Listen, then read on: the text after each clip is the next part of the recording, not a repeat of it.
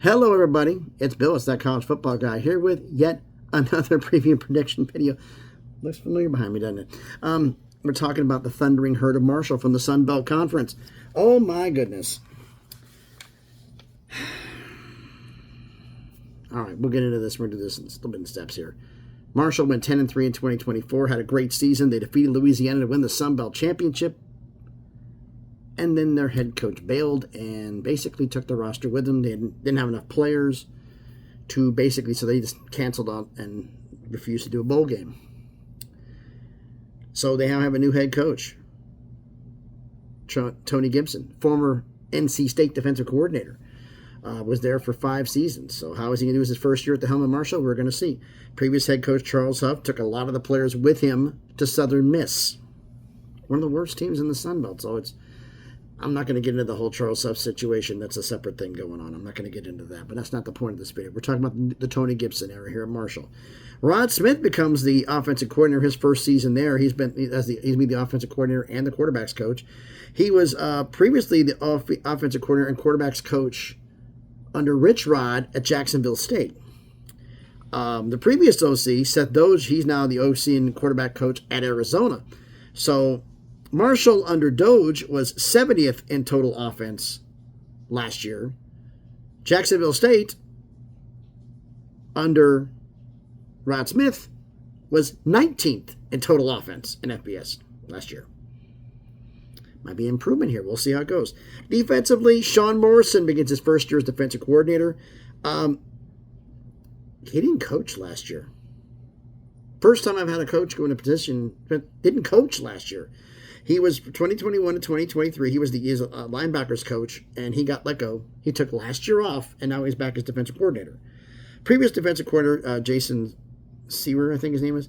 He's now the DC. He went with him at, what was his name? He went to DC at Southern Miss. Under his defense, Marshall was 79th in total defense. We'll see if the defense improves. Roster predictions here. Who's going to be the starting quarterback? Well, got a problem. Nobody's thrown for had at least 10 completions, 100 yards passing at the FBS level last season. Zion Turner, the redshirt junior transfer from Jacksonville State. We got Carlos Del Rio Wilson, the redshirt junior transfer from Syracuse, and Jack Clougherty, the junior transfer from South Dakota. South Dakota State. I'm not sure about that one. But anyway, yeah, nobody's done that. So that's a problem. So we're going to see who the new quarterback's going to be there. Now, running back, I don't think there's it could be a battle here, but I think an FCS player is actually in the driver's seat who would be the number one running back. Why I say that? Well, we got 5 guys in the room, legit shot. You got Justin Williams-Thomas, the redshirt junior transfer from Cal. You got Tony Mathis Jr., the redshirt senior transfer from Houston. You got 2 holdovers from last year. Stanley Jackson, the redshirt sophomore, and Antoine Roberts, the redshirt junior. None of them had at least 100 yards rushing last season at the FBS level. So none of the running backs on the team had 100 yards rushing at the FBS level, the guys who got a shot at the starting job. But Deshaun Bobby, whatever his name is. I was writing this fast, folks. The redshirt junior transfer from McNeese State, 149 carries, 831 yards, and 8 touchdowns. So at least he did something. So even though he's FCS, I think he's got the starting job to lose here, but we'll see. Wide receiver room. Problems. 1, 2, 3, 4, 5, 6, 7, 8, 9, 10 guys with a legitimate shot at the wide receiver room. None of them had 10 catches at the FBS level last season. None of them. And it's, okay. How can I make this simple enough where you can understand this? This is like Colorado year 1 under Coach Deion Sanders, where it's all transfers. It's not as bad as that, because there are some holdovers here who can play in certain spots. But for the most part, a lot of unproven talent, a lot of transfers. This is going to be a very interesting year for Marshall. So the wide receiver room, it's a definite lack of game experience. We've got Tony Martin, the redshirt sophomore transfer from Western Michigan. You got Brian Robinson, the redshirt senior. DeMarcus Lacey, the senior transfer from Jacksonville State. Antonio Harmon, the redshirt junior transfer from Mississippi State. You got Ben Turner, the senior, who's a holdover from last season, along with 3 other holdovers from last season. Justin Haggerty, the redshirt sophomore. Case Reed, the sophomore, and W.G. Jones, Jones, the redshirt sophomore. I probably said his name wrong. I apologize. Wrote it fast again. You've got 2 more transfers. Actually, you also got Jacoby Baldwin, the redshirt senior. He was he also plays safety, but they have him the roster. Marshall's roster actually has him listed as a wide receiver. So we'll see how that goes. And Xavier Short, not Xavier, Xavier with a Z, Short, the redshirt junior transfer from Appalachian State. Nobody's got 10 catches at the FBS level. That's a problem. Tight end room is a bigger problem. On the entire roster, 3 tight ends. 3 on the entire roster. Sean Rouse, the redshirt sophomore, who's actually a former offensive lineman who got converted. You got Tracy Stevens, the redshirt sophomore. You do have one guy who did some stats. Toby Payne, the redshirt junior, 17 receptions, 168 yards, and 6 touchdowns. Okay, but he gets hurt. What do you got? Offensive line room, it's made up of transfers. How well can this group get together? That is going to be a serious problem. I need to start doing. Stop doing that. So I'm going to move this over here so that you guys see all this paperwork, and I'm just going to move over here out the dang way. A little bit better for you. All right, defensively. Defensive line room is a ton of transfers in it, but there are a couple of guys. Actually, only one who's got at least 10 tackles at the FBS level. One is FCS, the great school's nickname. Let's get into the holdovers from last year's squad. We're talking Jacarius Clayton, the redshirt junior.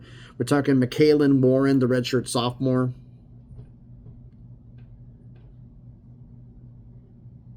The ones who do not have at least 10 tackles at the FBS level. Now, the transfers, we've got Naquari Crowder, the redshirt sophomore transfer from California University of Pennsylvania. We have Tyus Martin, the redshirt senior transfer from Jackson State. Katron Evans, the redshirt senior transfer from Charlotte.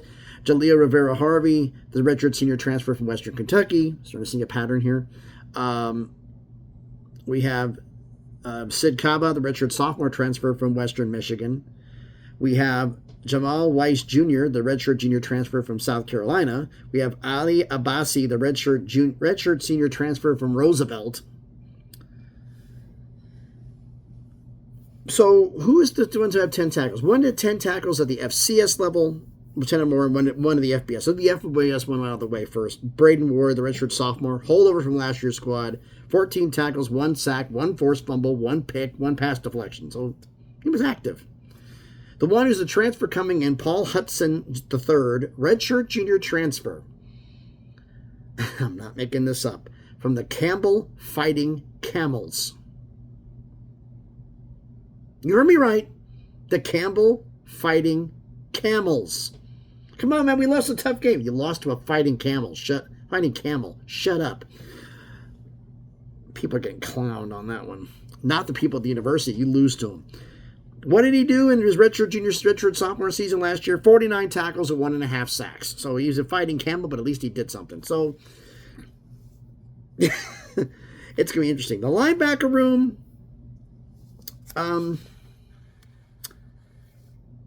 The strength of the defense, this is, again, transfer heavy. All 7 guys who've got a shot on this team in the rotation, all 7 are transfers.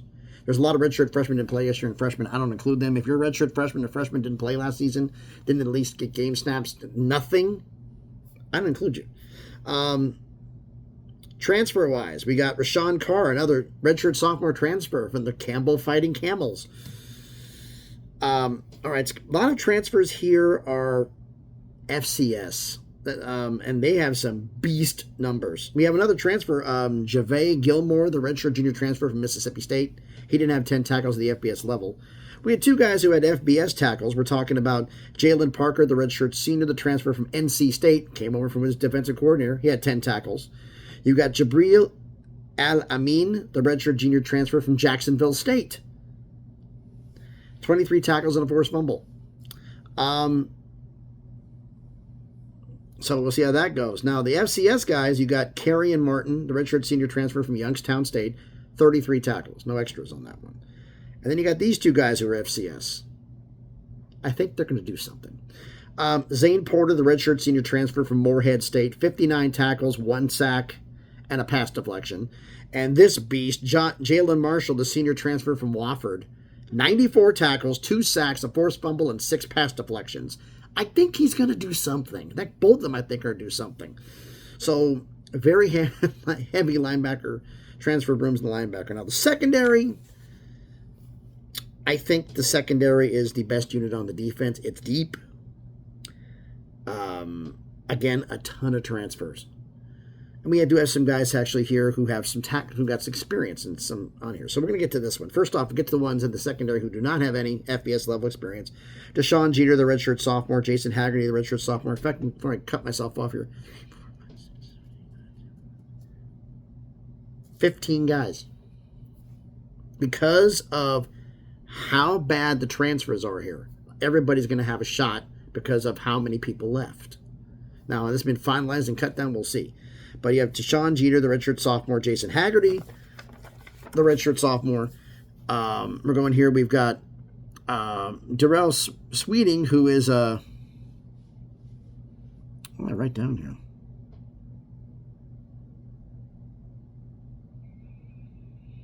I didn't write down. He transferred from. He transferred from Temple. I wrote in some other spots. So we have a transfer from Temple here. We have Josh Pierre-Louis, the redshirt senior transfer from West Georgia. Philip Davis, the redshirt sophomore transfer from Michigan State. You got Darrell Harris, the redshirt sophomore transfer from UAB. And you got 3 holdovers from last year's squad who didn't get at least 10 tackles at the actually. We also got Al Ashford III, a transfer from Northern Arizona. Caleb Clark Glover, the redshirt sophomore. Johnny Cuevas Gillis, the redshirt senior. And Dation Smith, the redshirt senior. They were holders from last year's squad. Didn't have 10 tackles at the FBS level. Now, we have 1, 2, 3, 4, 5 guys. 2 had tackles at the FCS level. 3 had FCS level. 3 had tackles at the FBS level. And this is the one time I can say where the FBS guys are the bigger beast. First off, FCS, Cam Smith, the redshirt senior transfer from Jackson State, 22 tackles, a forced fumble, and a pass deflection. No. Love his name. I love this guy's name. Boogie Trotter. I love that name. Boogie Trotter, the senior transfer from Tennessee State, which is in Nashville. 61 tackles, 1 sack, 3 INTs, 1 pick 6, 8 pass deflections. I think he's going to do something. Now, of the guys at the FCS level experience here, the 3 we're talking about Louis Kenzie Jules, the redshirt sophomore transfer. Actually, he's FCS, excuse me. There isn't another FCS guys. Louis Kenzie Jules, the redshirt sophomore transfer from Charleston, which is in West Virginia. 21 tackles and 4 picks. So he's going to do something here. Then we got the 2 guys here we're talking about. Jadavius Green McKnight, holdover from last year's squad, a redshirt senior. 38 tackles, 1 sack. His 1 pick was a pick 6 and 3 pass deflections. So he's going to do something.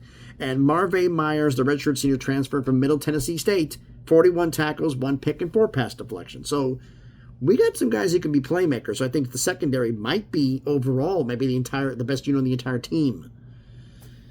Which, considering the roster they're about to go through and all the games they got to play, that's going to be very, very important. All right. Shall we done enough talking and getting the schedule here? All right. We'll talk about Marshall. Start of the season. Oh, man. You got a new head coach. You got basically a brand new team. You need to find a way to get some cohesion, to get the team to rally together. And you go on the road at Athens to play Georgia to start the season. Really? Ah, boy. Needless to say, this is the season opener for both schools. The schools have met before. The only meeting was in 2004, and what a surprise. Georgia won. but 13-3 in Athens. That's a low-scoring game. Georgia looking to go 2-0, and they're going 2-0. You losing, start the season on the road with a loss to Georgia. You come back home against Missouri State. Now, Missouri State you played on the road at Georgia. They played on the road at USC. So you both have had it, but you didn't have as far to travel. This is the first ever meeting between Missouri State and Marshall. First ever meeting. So I looked at the rosters, and they're having their own issues. I'm like, okay, fine, both are going to get beat up. It's close. Who's winning this game? Who's at home? Coin flip. Who's at home? Marshall's at home. So I'm going to give the victory to Marshall. Staying home against Eastern Kentucky. Next video. Next paper. Eastern Kentucky plays Houston Christian at home the week before. The last meeting you had between these schools was in 2020. Marshall won at home 59-0. Marshall is surprisingly, stunningly, 2-0 all-time versus Eastern Kentucky. Looking to go 3-0, and you know what? You're going to go 3-0 against Eastern Kentucky. Then you go on the road at Middle Tennessee State. I already covered this in the Middle Tennessee State preview and prediction video. You're going to beat Middle Tennessee State on the road. Then you go on the road to start Sun Belt play at Louisiana. Louisiana plays on the road at Western Michigan the week before. Last meeting was last year, which was in the Sun Belt Championship game when you won 31-13 in Lafayette, Louisiana, because home team in the Sun Belt, best record, hosts the conference championship game. They haven't forgotten that. They weren't hit as bad as you are. You're coming back on the road, and you're losing to Louisiana. So you're going to be 3-2 coming out of the bye, which is, considering what happened, that's not bad. Then you go to your bye week. You go home against Old Dominion. Old Dominion played Coastal Carolina at home the week before. You had a bye the week before, so you got 2 weeks to prepare for Old Dominion. Last meeting was last year. Marshall won 42-35 on the road in Norfolk. It's going to be a tough game, but I'm going to pick Marshall to beat Old Dominion. And then they stay at home against Texas State. 3 weeks at home, counting the bye week. I covered this in the Texas State preview and prediction video. Texas State fans didn't like it, but I picked Marshall to beat Texas State at home. And then you get your second bye.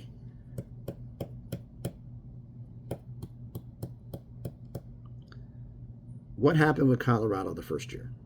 Started off like gangbusters, but injuries and depth became an issue. And this is your hell run. These 5 games are brutal for you. Start off the season. All the games are Saturday, by the way. Mention them like I've done other videos. You're starting off with the game with a game on Thursday at Coastal Carolina. Coastal Carolina also has a bye the week before because they're preparing for a midweek game just like you are. Last meeting was last year. Marshall won 31-19 at home. Coastal Carolina's got a lot better roster than you do. And you're going to lose on the road at Coastal Carolina, even though you both had 2 weeks to prepare. Then you go back home and you're playing James Madison. Talking about back-to-backs. James Madison played on the road at Texas State the week before. But they played their game on a Tuesday versus you playing on a Thursday. So they've had 2 extra weeks, 2 extra days to prepare for you on the road. So that's going to help them a little bit. Last meeting was last year when Marshall won 35-33 in Harrisonburg. They are pissed about that game.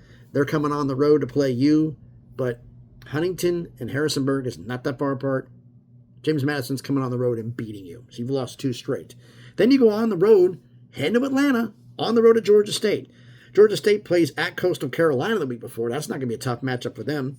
Last meeting was last year. Marshall won 35-20 in Huntington. Now you're on the road in Atlanta. I looked at your rosters and looked at the situations. It's pretty damn close.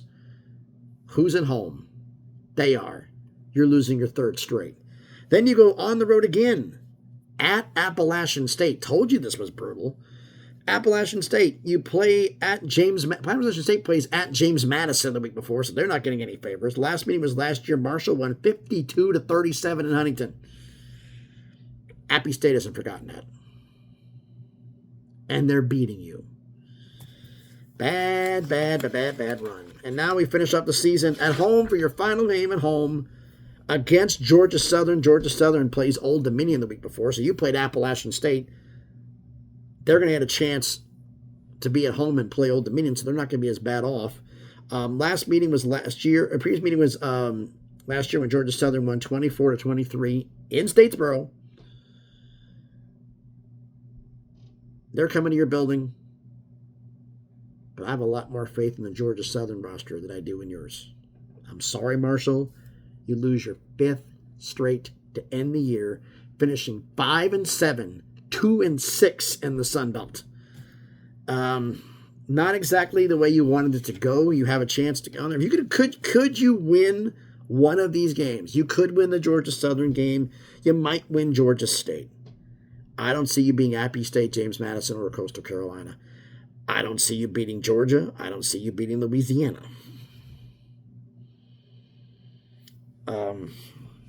Could you flip one? Yeah, you could. Be 6-6 and be bowl eligible. Considering what happened, that'd be a big win. But I think because of the transfers and the lack of depth, it's going to hurt you. Because your toughest games are at the end of the year. And just like Colorado got hurt at the end of the year, I think the same thing, unfortunately, is going to befall you. But I've done enough yapping. Let me know what you think about all this down in the comments. So thanks, everybody, for watching the video. If you haven't done it already, do me the favor. Please smash the like button. Hit that thumbs up. It helps with the algorithms. The video be seen by more people. Comment on the video. I'm going to go through the schedule again without all the extras again. You tell me down in the comments, what do you think their record's going to be? Okay, you start off the season on the road at Georgia. Home against Missouri State. Home against Eastern Kentucky. At Middle Tennessee State. At Louisiana. Then you get a bye. Come out of the bye at home against Old Dominion. Home against Texas State.